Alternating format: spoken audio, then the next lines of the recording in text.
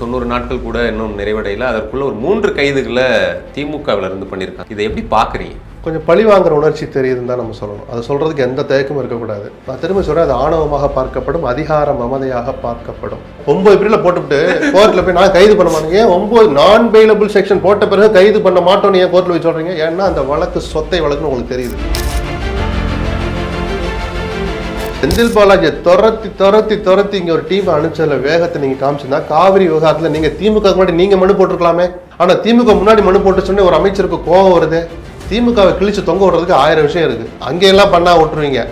ஒரு பொது பிரச்சனைக்கு அவங்க வர்றாங்கன்னா சரி, அவங்க வரக்கு முன்னாடி நம்ம மனு போடணும் நீங்க சொல்லுங்க. நீங்க ஆர்வத்தை அதிரில காட்டிருக்கணும். நீங்க செந்தில் பாலாஜியை தேடியில போனீங்க, போய் பல நீதிமன்றங்களை புட்டு வாங்கினீங்களே. நான் சொல்லல, இது அவங்க லாங்குவேஜ். புட்டு வாங்கிட்டு வந்தாங்கன்னு சொன்னது ஆதவோட லாங்குவேஜ், தாவேகாவோட லாங்குவேஜ். நீங்க எத்தனை குட்டு வாங்கிட்டீங்க? இல்லை, இந்த காவிரி மேகதாது விவகாரங்களில் இந்த அரசுடைய செயல்பாட்டை எப்படி பார்க்குறீங்க? பிற கட்சிகளுடைய கருத்துக்களை கேட்கறதுல இந்த அரசுக்கு இருக்கிற தயக்கம் நியாயமற்றது, ஏற்றுக்கொள்ள முடியாதது, ஜனநாயகத்துக்கு விரோதமானது. விஜய் தனிப்பட்ட முறையில் தன்னை மாற்றிக்கிடணும். இந்த அரசனுடைய போக்கையும் மாற்றிக்கிட்டா அவருக்கும் நல்லது. இப்போ கூட்டம் நடக்கிற போது துரைமுருகன் வருவார்னு வச்சுப்போம். ஓபிஎஸ் வராரு, அவங்கள பொதுப்பணித்துறை அமைச்சர்களாக இருந்தாங்க, முதலமைச்சராக இருந்தார். எடப்பாடி வரட்டும், அவர் பொதுப்பணித்துறை அமைச்சராகவும் இருந்தார், முதலமைச்சராகவும் இருந்தார். ஸ்டாலின் தன் கருத்தை சொல்லட்டுங்க. என்ன உங்களுக்கு கெட்டு போச்சு? இப்போ கட்சி கூட்டத்தை கூட்டி கருத்தை கேளுங்க. இல்லை அனைத்து கட்சி கூட்ட வேண்டாம், துரைமுருகன் வீட்டுக்கு நான் போகிறேன். துரைமுருகன் துரோகம் செய்வாரா, இல்லை விஜய காலிபுரம்னு சொல்லிட்டு தமிழ்நாட்டு முகத்தில் கறி பூசுற மாதிரி ஒரு ஐடியா கொடுப்பா? சொல்லுங்க சார், நல்லதானே சார்? சொல்லுங்க. கண்டிப்பாக நல்லது தான் சொல்லுங்கள். இல்லை, வறட்சி நிவாரணம் வேணும் அப்படின்னு எதிர்க்கட்சி தலைவர் உதயநிதி கேட்டபோது அதெல்லாம் வழங்கியாச்சு, பேப்பர் படிக்கிறது இல்லைன்னு அவர் பேசினதை எப்படி பார்க்குறீங்க? அவசியம் பார்க்கணுமா? அதை நக்கல் பண்ணாரு, அதுக்கு உதயநிதி ஒரு பதிலடி கொடுத்தார். விஜயால பதில் சொல்ல முடியல. திமுக உறுப்பினர்கள் ரொம்ப சாந்தமா உரையாடுற மாதிரி ஒரு துணி, அவ்வளவு டீசென்டாலாம் சொல்ற முனை மழுங்கியவர்களாக மாறிவிட்டார்கள். 200 யூனிட் கையெழுத்து போட்டாரு. அந்த 200 யூனிட் என்னாச்சுன்றதை தாண்டி மின் கட்டணம் அதிகம், அதுக்கு வேற காரணங்களை சொல்றாங்க. 200 யூனிட் கொடுக்காட்டி கூட பரவாயில்ல ராசா, என்ன ஏன் கதையை சொல்றேன். போன கரண்ட் பில் எனக்கு 8000 ரூபாய் சில்லறை இருக்குன்னு வச்சுக்கோங்களேன். ரப்பா சொல்றேன், 8000 ரூபாய். லேட்டஸ்ட் பில்லு 13000 ரூபாய். அப்போ ஏதோ தப்பு நடந்திருக்கிறத வெக்கத்தையோ தயக்கத்தையெல்லாம் தள்ளி வச்சுட்டு இந்த அரசு ஒத்துக்கிட்டு அதை சரி பண்ற வேலையில் இருக்கணும். ஏன் பில்லையும் கொஞ்சம் சரி பாருங்க, முடிஞ்சா கொஞ்சம் சொல்லுங்க.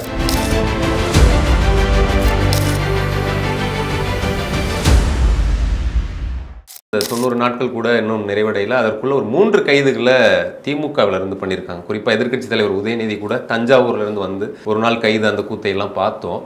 இதை எப்படி பார்க்குறீங்க? கொஞ்சம் பழி வாங்குற உணர்ச்சி தெரியுதுன்னு தான் நம்ம சொல்லணும். அதை சொல்றதுக்கு எந்த தயக்கமும் இருக்கக்கூடாது. நீங்கள் கைதை மட்டும் பேசுறீங்க. சில போலீஸ் ஸ்டேஷனில் கூட்டி போய் ஹராஸ் பண்ணதாகட்டும், சில பத்திரிகையாளர்கள், சில தனிநபர்கள் விமர்சனங்களை தாங்குகிற பக்குவத்தை இந்த அரசு வளர்த்து கொள்ள வேண்டும். என் கருத்து அதுதான். எனக்கு முன்னாடி உயர்நீதிமன்ற நீதிபதி ஓப்பன் கோர்ட்டில் சொன்னார், இந்த அரசு விமர்சனங்களை தாங்க பழகணும்னு. இவ்வளோ வேகம் கூடாது. நான் திரும்ப சொல்றேன், அது ஆணவமாக பார்க்கப்படும், அதிகார மமதையாக பார்க்கப்படும். உதயநிதி மேல வழக்கு ஏன் போட்டீங்கன்னு நம்ம கேட்கல. கைது பண்ற வழக்கா, சொத்த வழக்கு அதுன்னு உங்களுக்கே தெரியும். அதனால நாங்கள் கோர்ட்ல போய் 9 பேர்ல போட்டுவிட்டு கோர்ட்ல போய் நான் கைது பண்ண மாட்டேங்க. 9 நான் பெயிலபிள் செக்ஷன் போட்ட பிறகு கைது பண்ண மாட்டோம்னு ஏன் கோர்ட்ல போய் சொல்றீங்க? ஏன்னா அந்த வழக்கு சொத்தை வழக்குன்னு உங்களுக்கு தெரியுது. அதுக்கு 10,000 பேரை தெருவில் நிறுத்திங்களே. செவ்வாய்க்கிழமை வேலை நாள் அது. வேலை நாள். சென்னையில இருந்து தஞ்சாவூர் வரைக்கும் எத்தனை ஆயிரம் பேர் வழியில் அந்த கான்வாய் போகிற இடத்துல எல்லாம் எத்தனை பேருடைய மனித உழைப்பு சார். எத்தனை வேலையை விட்டுட்டு வந்திருப்பான் சார் அந்த போலீஸ்காரன். வெயிலில் வேகாத வெயிலில் நின்னானுங்க கட்சிக்காரன். 10,000 பேரை கொண்டு இது கான்வாயில் நின்றது மட்டும் இல்லை, அந்தந்த ஊரில் ஆர்ப்பாட்டம், அவையில் கூட்டு போய் மண்டபத்தை தங்க வச்சது. அந்த ஒன்றிய செயலாளர், நகர செயலாளர் காசு இருக்கிற பிரியாணி வாங்கி கொடுத்தான். மீதி அந்த இன்ஸ்பெக்டர் தலையிலேருந்து விடுஞ்சி அவன் தான் சோறு வாங்கி கொடுக்கணும். அது சில பேர் பிரியாணி, சிக்கன் 65 அதுக்கு இன்ஸ்பெக்டர் தான் கையில் கொடுக்கணும். நீ கொடுத்தீங்களா? நான் யதார்த்தமாக பேசுகிறேன். எத்தனை கஷ்டம், எத்தனை இடர்பாடு, எத்தனை ஆயிரம் பேருக்கு இது தேவையா? கைது பண்ண மாட்டோன்னு பூசாமல் சொல்கிறீங்களே சார். கைது பண்ணுறோம் ஒத்துலைங்கன்னு சொன்ன அந்த ஐபிஎஸ் அதிகாரியுடைய குரல் இன்னைக்கும் அந்த வீடியோவில் இருக்கு. இந்த தடுமாற்றம் புரியுது. அப்போ தப்பு செய்கிற போது தான் இந்த தடுமாற்றம் வரும். ஒன்று எடுத்தால் உறுதியாக இருக்கணும், அந்த முடிவு கோர்ட்லேயும் சொல்லி ஆமாம் நான் கைது பண்ண வந்திருக்கோன்னு சொல்லணும். அப்போ இந்த தடுமாற்றம் புரியுதா? அனுபவமின்மைன்னு நம்ம எடுத்துக்கலாம். இது அவசியமா? இது ஒரு நல்ல விஷயத்துல எடுத்துட்டு போய் தவறாக நடந்தா கூட நம்ம அதெல்லாம் பக்குவப்படுங்க சார், திருத்திக்கலாம்னு சொல்லலாம். நீங்க பண்ண போறதே தப்பு. உதயநிதி மேல கை வைக்க கூட நம்ம சொல்லணும். நல்ல ஒரு ஊழல் குற்றச்சாட்டை கையில் எடுங்க, ஆதாரத்தை கையில் வச்சுட்டு உதயநிதி பிடிச்சி உள்ள போடுங்க. செந்தில் பாலாஜி இன்னும் கைது பண்ண முடியலையே. அப்படி பண்ணணும்னு ரொம்ப ஊழல் குற்றச்சாட்டுகள் இதெல்லாம். அப்போ நீங்க இதுல செந்தில் பாலாஜியை துரத்தி இங்க ஒரு டீம் அனுப்பிச்சதுல வேகத்தை நீங்க காமிச்சிருந்தா காவிரி விவகாரத்துல நீங்க திமுக முன்னாடி நீங்க மனு போட்டிருக்கலாமே. ஆனா திமுக முன்னாடி மனு போட்டு சொன்ன ஒரு அமைச்சருக்கு கோபம் வருது. இது பின்னடைவை ஏற்படுத்தும். என்ன பின்னடைவை ஏற்படுத்தும்? 17ஆம் தேதி நினைக்கிறேன் அந்த வழக்கு விசாரணைக்கு எடுத்துக்கிறேன்னு சொல்லியிருக்கிறாங்க. அப்படி வர்றபோது திமுக மனுவையும் விசாரிப்பேன்னு சொல்லியிருக்காங்க. நல்லா புரிஞ்சுங்க. உச்சநீதிமன்றத்தில் ஒரு வழக்கு விசாரிக்கணும்னா ஒரு குறிப்பிட்ட நேரம் தான் வாதம் பண்ண அனுமதிப்பாங்க. 5 மினிட்ஸ் 10 மினிட்ஸ்பாங்க. இப்போ தமிழ்நாடு அரசு சார்பாக, கர்நாடக அரசு சார்பாக ஒரு வக்கீல் பேசுவார், தமிழ்நாடு அரசு சார்பாக 10 நிமிஷம் நீங்கள் பேசுங்கப்பாங்க. திமுக வழக்கறிஞர் ஒரு 5 நிமிஷம் 10 நிமிஷம் கிடச்சிச்சுன்னா தமிழ்நாடு அரசுடைய வாதத்துக்கு வலு சேர்க்கிற மாதிரி தானே அவர் கண்டிப்பாக வாதத்தை முன்வைக்க போகிறாங்க. ஜெயலலிதா எத்தனை வழக்கு போட்டிருக்காங்க தெரியுமா? கட்சித்தீவு விஷயத்துக்கு முதலமைச்சராக இருந்தாலும் அந்த வழக்கு நடந்துகிட்டு இருக்கும், அவர் அதிமுக பொதுச்செயலாளர் எதிர்கட்சியில் இருந்தாலும் அந்த வழக்கு நடந்துகிட்டு இருக்கும். வாதம் வலுப்படுமே தவிர ஒரு அமைச்சர் நிர்மல்குமார் சொன்ன மாதிரி அது பின்னடைவை ஏற்படுத்தாது. இது திமுக மீதான உங்க வெறுப்பை தான் காட்டுதே தவிர தமிழ்நாட்டு நலன்கிறத தூக்கி பின்னாடி போட்டார் அவர். நாளைக்கு அந்த வழக்கு விசாரணைக்கு வரப்போது மயிலாடு தமிழ்நாடு அரசுடைய வழக்கறிஞர் சொன்னதில் எங்களுக்கு உடன்பாடு இல்லை, நீங்கள் கர்நாடக அரசு சொன்ன மாதிரி அங்கே தண்ணி இல்லை மயிலாடு, அவங்க விடமாட்டாங்க, அந்த கருத்தை நாங்கள் ஏற்கிறோம், இப்படியா திமுக வக்கீல் சொல்லுவார்? சொல்லுங்க சார், அரசியல் பண்ணுறதுக்கு ஒரு இடம் வேணாமா? திமுகவை கிழிச்சு தொங்க விடுறதுக்கு 1000 விஷயம் இருக்குது, அங்கெல்லாம் பண்ணா விட்டுருவீங்க. ஒரு பொது பிரச்சனைக்கு அவங்க வர்றாங்கன்னா சரி, அவங்க வரக்கு முன்னாடி நம்ம மனு போடணும் நீங்கள் சொல்லுங்க. நீங்கள் ஆர்வத்தை அதிரையில் காட்டியிருக்கணும். நீங்கள் செந்தில் பாலாஜியை தேடியில் போனீங்க, போய் பல நீதிமன்றங்களை குட்டு வாங்கினீங்களே. நான் சொல்லலை, இது அவங்க லாங்குவேஜ், குட்டு வாங்கிட்டு வந்தாங்கன்னு சொன்னது ஆதவோட லாங்குவேஜ், தாவேகாவோட லாங்குவேஜ். நீங்கள் எத்தனை குட்டு வாங்கிட்டீங்க? வழக்க சரியான இடத்துல மேகதாது விஷயத்துல உங்களுக்கு ஒன்றுமே தெரியல, உங்களுக்கு மட்டும் எல்லாம் தெரியுமாக்கும் அப்படின்னு கேள்வி வந்தால் அவங்க எங்கே கொண்டு முகத்தை வைப்பாங்க? 31 பேருக்கு வேலை கொடுக்குறத அரசாணை கொடுத்தீங்க, அவன் போய் கையெழுத்து போட்டான், அது ரத்து பண்ணப்பட்ட போது அவன் மனசு என்ன பாடுபட்டிருக்கும்?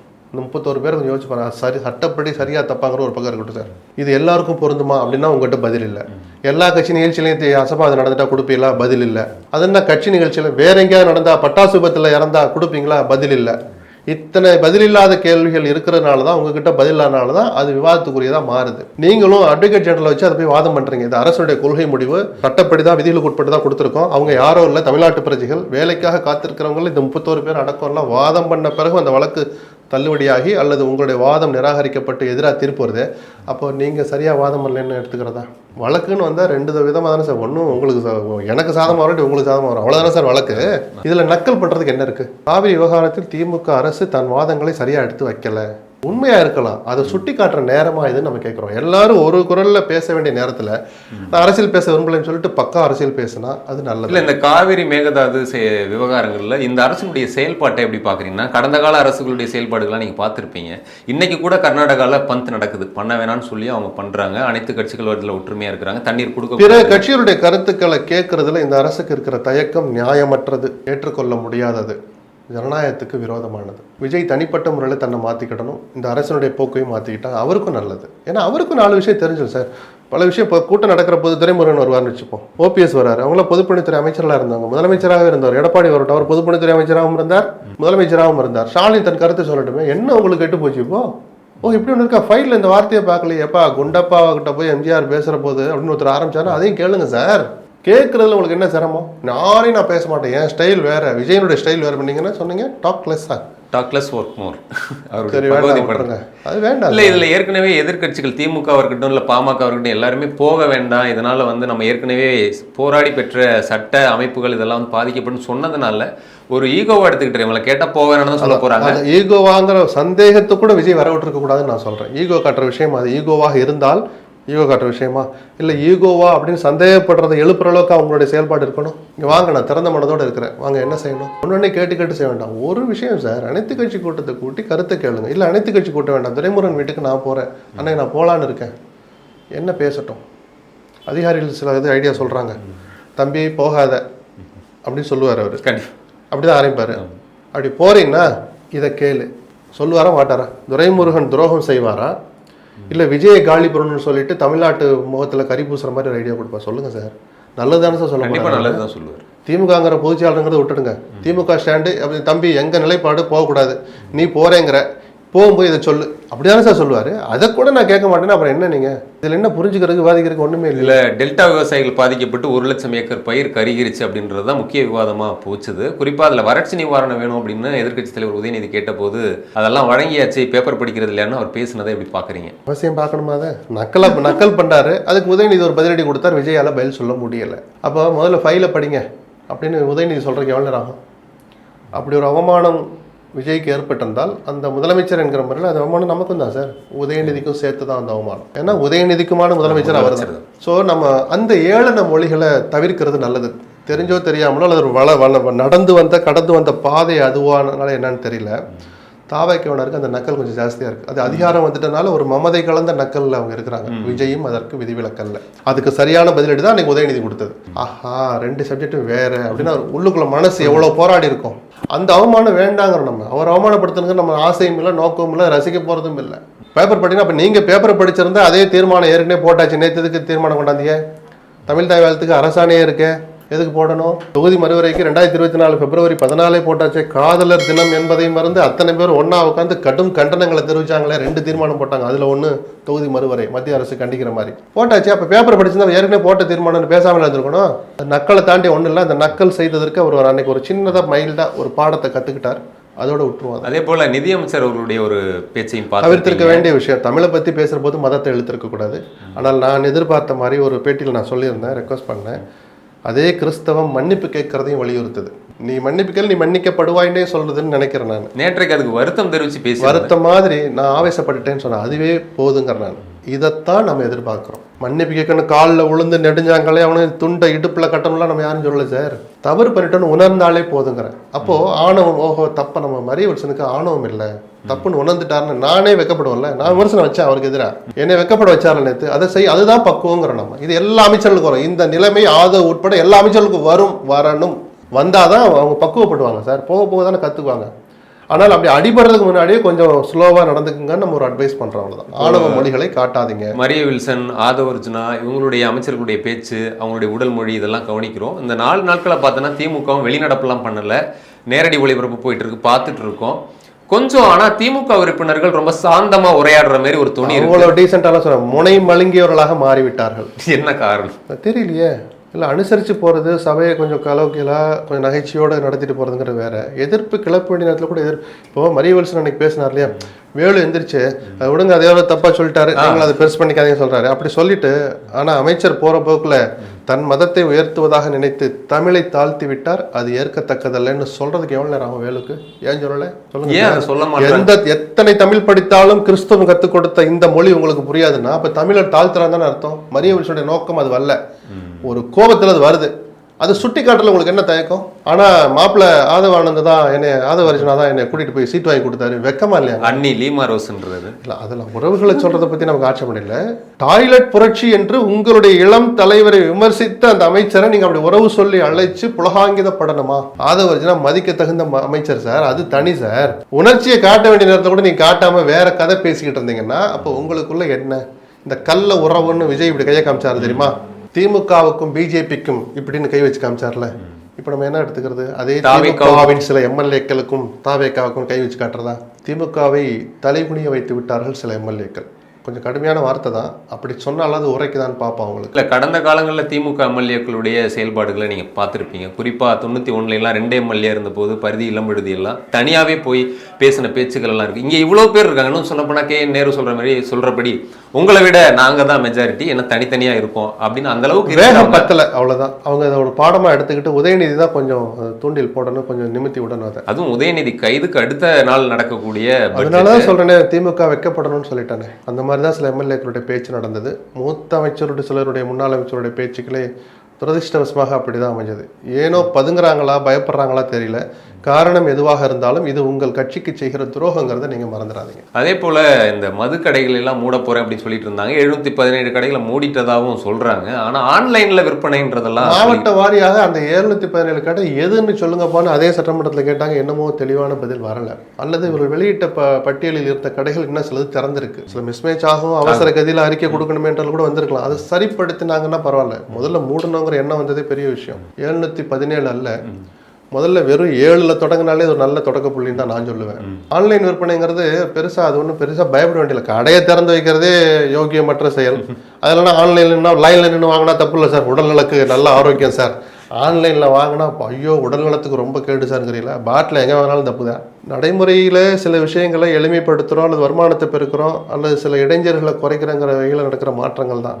இது விவாதத்துக்கு எடுத்துக்கிற அளவுக்கு அது முக்கியத்துவமான விஷயம் இல்லை. அதை ஒழிச்சா நல்ல விஷயம்தான். ஒளிரப்ப பார்க்கலாம், ஒளிர வரைக்கும் பார்த்துட்டு இருப்போம். இல்ல எவ்வளவோ மக்கள் நலத்திட்டங்கள் இருக்கு, அதுல காட்டாத அக்கறையை அரசு உடனே வந்து ஒரு இல்லைங்க, trail அதுவும் ஒரு பார்க்கறது. அதுவும் ஒரு துறை. கிட்டத்தட்ட எனக்கு தெரிஞ்ச ரஃபா சொல்றேன், 40,000 கோடி 50,000 கோடி வருஷத்துக்கு வருமானம் ஒரு துறையில அதை சீர்திருத்த வேலையிலே பண்ணி சார். கவர்னர் பதவி எங்களுக்கு வேண்டான்னு சொல்றோம். ஆட்டுக்கு தாடியும் நாட்டுக்கு கவர்னரும் வேணான்னு அண்ணா சொன்னாருங்கிறக்கா பேசாம இருக்கீல. அதே கவர்னர் வச்சா பதவி ஏற்பு நடத்துக்கிறோம். ஆட்சியில் இல்லைன்னா அதே கவர்னர்கிட்ட போய் தான் பெட்டிஷன் கொடுக்குறோம். இருக்கிற வரைக்கும் அதை மதிக்கிறோம்ல, அந்த பதவியை, அந்த பதவியில் இருப்பவரை மதிக்கிறோம்ல. அது மாதிரி மதுவை ஒழிக்கிறது ஒரு நோக்கமாக இருந்தாலும் மதுக்கடையை திறந்து அதுக்குன்னு ஒரு துறை இருக்கிறப்போ அந்த துறையில் சீர்திருத்தங்களை பண்ணி தானே சார் ஆகணும். அவ்வளோ பெருசு விஷயம் இல்லைங்கிறேன் நான். பட் நீங்கள் சொன்ன ஒரு பாயிண்ட்டை ஏற்றுக்கிறேன். அதில் காட்டுற அக்கறையே கொஞ்சம் இந்த ஆஸ்பத்திரிகளை, இந்த ஊராட்சி துறையில் அதுலேயும் கொஞ்சம் சில விஷயங்களை நல்லதை பண்ணுங்கன்னு சொல்கிறீங்க இல்லையா, அது கவனிக்க வேண்டிய, வரவேற்க வேண்டிய கருத்து தான். இல்ல பொதுவாக ஒரு அரசு புதுசாக அமையும் போது உடனடியாக ஒரு மாற்றத்தை காட்டணும்னு ஒரு முக்கியமான ஒரு திட்டத்தில் கையெழுத்திடுறதோ அதை பண்ணுறதோ இருக்கும். உதாரணத்துக்கு 2006 ₹1 அரிசி கலைஞர் கொடுத்துருப்பாரு. அது எல்லாரையும் போய் அந்த ரேஷன் அட்டைதாரர்களை சேரும். அப்புறம் உடனே ஜெயலலிதா வந்தாங்கன்னா இன்னும் ₹1 கூட வேணாம், விலையில்லா அரிசின்னு கொடுப்பாங்க. இதெல்லாம் நம்ம பார்த்துருக்கோம். இங்கே என்னன்னா 200 யூனிட்னு கையெழுத்து போட்டாரு. அந்த 200 யூனிட் என்னாச்சுன்றதை தாண்டி மின் கட்டணம் அதுக்கு அதிகம் வேற காரணங்களை சொல்றாங்க. 200 யூனிட் கொடுக்காட்டி கூட பரவாயில்ல ராசா. என்ன என் கதையை சொல்றேன். போன கரண்ட் பில் எனக்கு 8,000 ரூபாய் சில்லறை இருக்குன்னு வச்சுக்கோங்களேன். ரஃபா சொல்றேன், 8,000 ரூபாய். லேட்டஸ்ட் பில்லு 13,000 ரூபாய். அதே வீடு, அதே டெய்லர், அதே வாடகைங்கிற மாதிரி, அதே வீடு, அதே ஏசி. என்ன நான் பவருக்கு மேக்ஸிமம் கன்சப்ஷன் மேலே விடவா பண்ணிட போகிறோம். ஜூனை விடவா, இப்போ ஆகஸ்ட் சார், ஜூலை ஆகஸ்ட் வந்துடுச்சு சார். 13,000 ரூபாய் எப்படி கேட்டால் அதுக்கு அமைச்சர் சொல்கிறார், கடந்த ஆட்சியில் இது மாதிரி புகார்கள் 12 லட்சம் வந்தது, இந்த ஆட்சியில் 10 லட்சம், 2 லட்சம் குறைவாக இருந்திருக்குது. ஏங்க 10 லட்சம் வெறும் 10 பேர் மனு கொடுத்தாலும், அதில் கொடுக்கலைன்னா கூட தவறு நடந்தால் திருத்த வேண்டிய இந்த அரசு இத்தனை லட்சம் பேருக்கு எப்படி இந்த இவ்வளோ தூரம் ஏறும்? அப்போ ஏதோ தப்பு நடந்திருக்கிறத வெக்கத்தையோ தயக்கத்தையெல்லாம் தள்ளி வச்சுட்டு இந்த அரசு ஒத்துக்கிட்டு அதை சரி பண்ணுற வேலையில் இருக்கணும். ஏன் பிள்ளையும் கொஞ்சம் சரி பாருங்க, முடிஞ்சா கொஞ்சம் சொல்லுங்க. அதே போல் அந்த விவசாயி கடன் தள்ளுபடியும் தேர்தல் அறிக்கையில் தெரியாமல் கூட சொல்லியிருக்கலாம், சொல்லிட்டாங்க. ஆனால் இப்போ வந்து அதுவுமே முழுமை அடையாமல் விவசாயிகள் முழுமையான தள்ளுபடி பண்ண முடியாது சார். ப்ராக்டிக்கலாக முதல்ல வந்துருங்க சார். திமுக ஏங்க எப்படியாவது ஆட்சியை பிடிக்கணும்னு நினைக்கிற திமுக அந்த பயிர்க்கடனை பற்றி ஒரு வார்த்தை சொல்ல தெரியும். ஏன்னா கொடுக்க முடியாது, அவங்களுக்கு தெரியும் பணம் இல்லைங்கிறது ஒன்று. அப்படி இருந்தால் கூட 3 மாதத்துக்குள்ளே அந்த பணம் அந்த வங்கிக்கு போய் சேரணும்னு ரிசர்வ் பேங்க் கிடுக்குப்படி போட்டாங்க. இவங்களுக்கும் அந்த எண்ணம் இருக்குது, தள்ளுபடி பண்ணணும். விஜய்க்கு நல்ல எண்ணம் இருக்குது, அது போய் 3 மாதத்தில் கொடுக்கணுங்கிற ரூல் வந்த பிறகு தெரிஞ்சிடுச்சு. இப்போ கொட்டி கொடுக்கறதுக்கு காசு இல்லை. அதனால தான் என்ன இருக்கோ அதுக்கு தகுந்த மாதிரி குறைக்கிறாங்க. இந்த யதார்த்தத்தை விவசாயிகளும் புரிஞ்சுக்கணும், இந்த அரசும் வெளிப்படையாக ஒத்துக்கிட்டு இதுதான் இப்போதைக்கு பண்ண முடியும்னு வரணுமே தவிர, நேரம் வர்றபோது செய்வோம், வரும்போது தருவேன், தரும்போது வரும்னா அந்த வார்த்தை ஜாலங்களெல்லாம் விட்டுட்டு யதார்த்தத்தை சொல்லுங்கள். இந்த இதெல்லாம் நான் செய்யணும்னு ஆசைப்பட்டேன், இல்லை 2,000 ரூபா 2,500 ரூபா கொடுக்கணும் தான் நான் நினைக்கிறேன். 500 ரூபா கூட்டுறதுக்கே வழி இல்லாமல் இருக்குது. இந்த உண்மைகளெல்லாம் சொன்னால் மக்கள் புரிஞ்சுக்குவாங்க. பசப்பு வார்த்தைகளை விட்டுட்டு யதார்த்தமாக அதுக்கு ஒரு வெள்ளை அறிக்கை, வெள்ளை மனசோட ஒரு அறிக்கை விடுங்க. வெள்ளை அறிக்கை கூட வேண்டாம், வெள்ளை மனதோடு ஒரு அறிக்கை விஜய் அரசு வெளியிட்டால் அதில் சில திட்டங்கள் நீங்கள் கொடுத்த வாக்குறுதியில் நிறைவேற்ற முடியாதுன்னு சொன்னால் கூட பொதுவான ஜனங்கள் அதை ஏற்க தான் செய்வாங்க. அப்படி இல்லை வீம்புக்கு நான் செஞ்சே தீர்வேன்னு வந்து கொடுக்குறாங்கன்னா பொதுமக்கள் தான் உஷாராக இருக்கணும். உங்ககிட்ட வேற எதையோ பிடுங்க போகிறாங்க. ஏன்னா அரசுக்கு வேற வழி இல்லை. பிடுங்கி விஜய் தான் வீட்டுக்கு எடுத்துகிட்டு போக போகிறதில்ல, மறைமுகமாக உங்கள் தலையிலே கை வைப்பார். கை வைக்கும் இந்த அரசு, வைக்க வேண்டிய கட்டாயம் வரும். அப்போ நீங்கள் தான் இழக்க போகிறீங்க. அதுக்கு எனக்கு ராசா நீ எனக்கு கொடுக்க வேணாம், நீ என்கிட்ட பறிக்க வேணான்ற மனநிலைக்கு மக்கள் வந்தால் அவர்கள் ஒவ்வொருவருக்கும் நல்ல. இந்த மாதிரி ஒரு திட்டத்தை கூட செயல்படுத்த முடியாத நிலையில இந்த அரசு இருக்கிறதா எடுத்துக்கலாமா? ஏன்னா நேரடியாக பெரிய பெரிய வார்த்தையில இவ்வளவுதான் சொல்லிட்டு போறீங்க. காசு இல்லை சார், ஒத்த வரியில முடிங்க, எதுக்கு அப்படியே கொண்டு வர்றீங்க? வருமானத்தை பெருக்கட்டும், வருவாயை பெருக்கிறதுக்கும் செலவினங்களை குறைக்கிறதுக்கும் நிதி சீர்கேடுகளை களைந்து அதை மேம்படுத்துறதுக்கு மான்டெக்ஸிக் அலுவலியா தலைமையில் ஒரு குழு போட்டிருக்காங்கல்ல, நல்லபடியாக அந்த குழு அறிக்கையை கொடுக்கட்டும். அது உங்களுக்கு, எனக்கு, நமக்கு எல்லாருக்குமே நல்லது. அது பல்வேறு கேள்விகளுக்கு விடையளிச்சிங்க. மிக்க நன்றி சார். நன்றி.